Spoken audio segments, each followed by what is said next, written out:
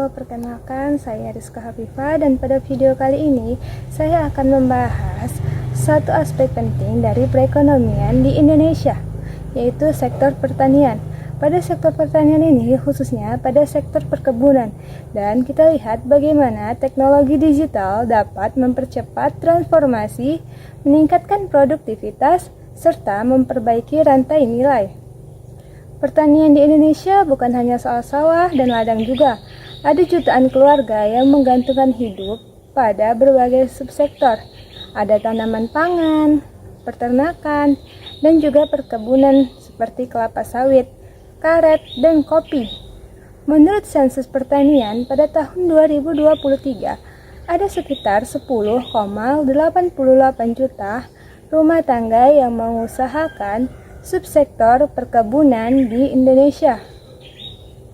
Angka yang menunjukkan betapa luasnya basis sosial ekonomi subsektor ini. Dan pada video kali ini kita akan membagi pembahasan, yaitu kita lihat dulu bagaimana sih tantangannya.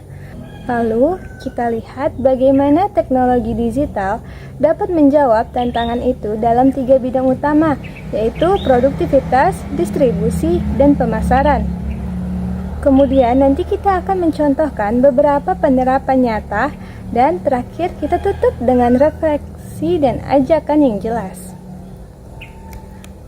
Ada berbagai tantangan subsektor pertanian, yaitu yang pertama ada fragmentasi lahan dan banyaknya petani kecil.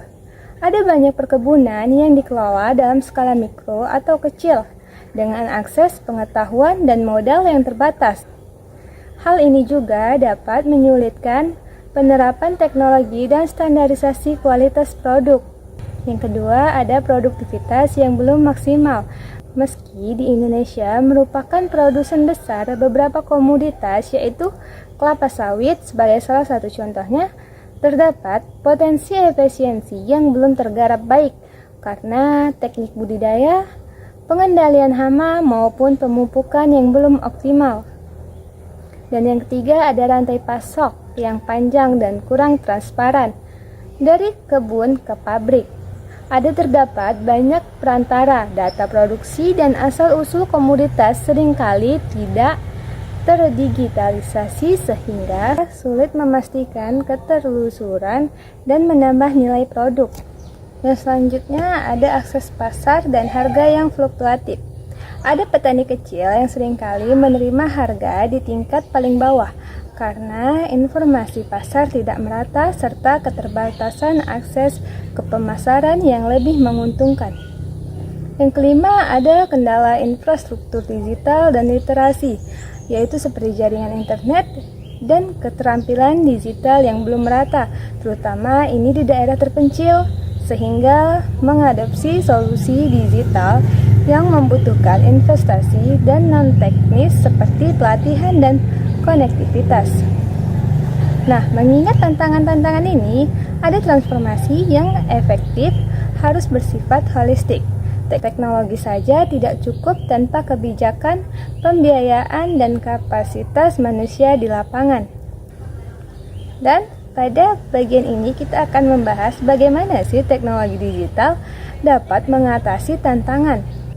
Yaitu yang pertama kita membahas tentang meningkatkan produktivitas, di mana teknologi digital dapat meningkatkan hasil melalui yang pertama ada pertanian presisi, yaitu sensor tanah, LOT, dan drone yang untuk membantu pemerataan lahan, memonitor kelembapan, dan mengaplikasikan udara atau pupuk secara tepat sehingga efisiensi input meningkatkan dan hasil tanaman bisa jadi lebih konsisten.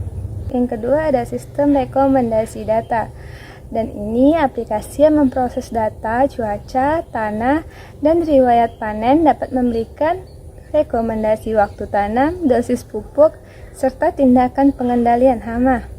Yang ketiga juga ada analisis citra dan AI untuk mendeteksi hama atau penyakit. Ini juga bisa menggunakan kamera algoritma dapat mendeteksi gangguan awal sehingga intervensi lebih cepat dan biaya kerugian berkurang. Lalu ada yang kedua yaitu memperbaiki distribusi dan transparansi rantai pasok.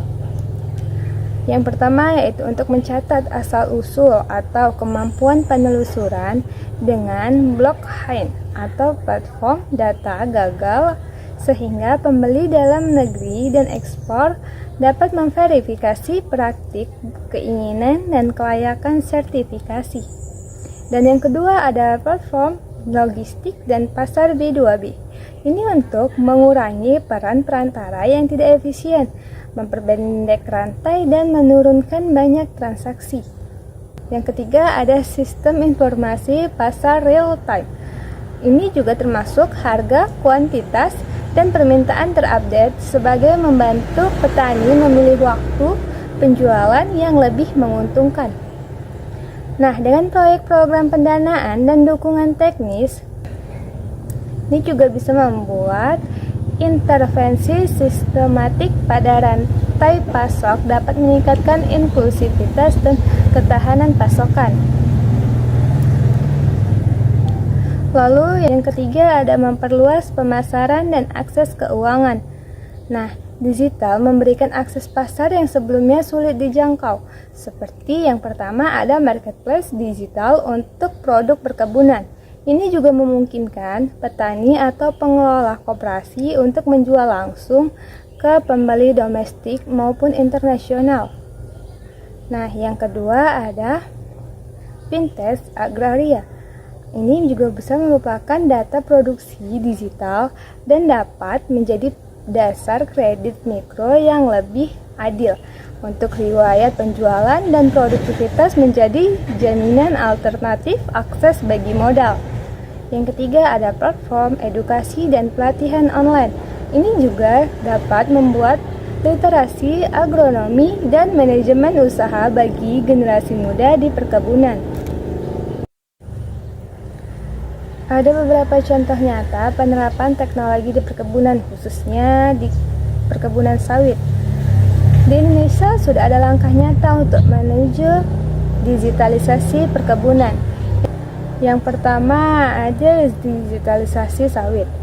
Untuk Kementerian Pertanian dan pelaku industri dapat mendorong pemanfaatan digital untuk meningkatkan efisiensi dan pencernaan industri sawit, termasuk penggunaan sensor, sistem manajemen kebun terintegrasi, dan otomatisasi pabrik kelapa sawit.